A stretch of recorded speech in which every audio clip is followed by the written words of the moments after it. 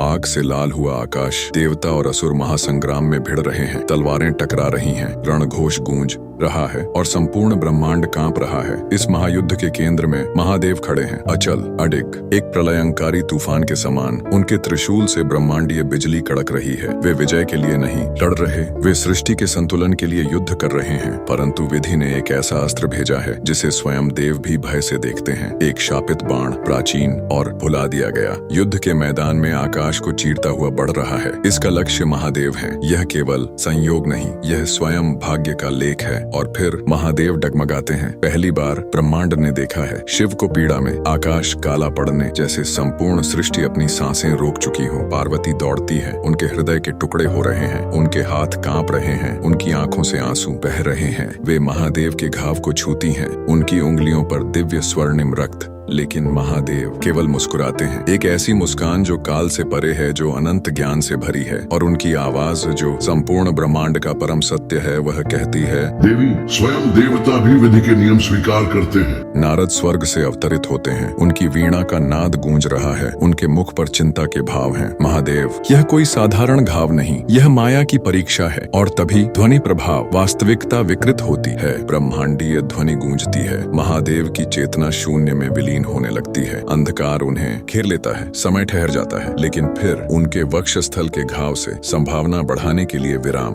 एक नया नेत्र प्रकट होता है। यह दृष्टि का नहीं बल्कि समस्त सत्य का नेत्र है। शापित ऊर्जा जलकर भस्म हो जाती है और महादेव स्वयं माया का नाश कर देते हैं, क्योंकि वह विधि के बंधनों से परे हैं। वह स्वयं विधि के रचयिता है। मौन, संपूर्ण युद्ध भूमि स्तब्ध हो जाती है। हर दृष्टि महादेव पर टिकी है। और फिर महादेव पुनः उठते हैं। उनका घाव अब कोई शाप नहीं, विजय का प्रतीक बन चुका है। वह शापित बाण अब केवल उनके शरीर पर तिलक रूप में पावन भस्म बन गया है। वह अपना त्रिशूल उठाते हैं, जो एक नई ऊर्जा से देदीप्यमान है, और एक ऐसी मुस्कान के साथ जो सृष्टि को कंपा दे, वह घोषणा करते हैं,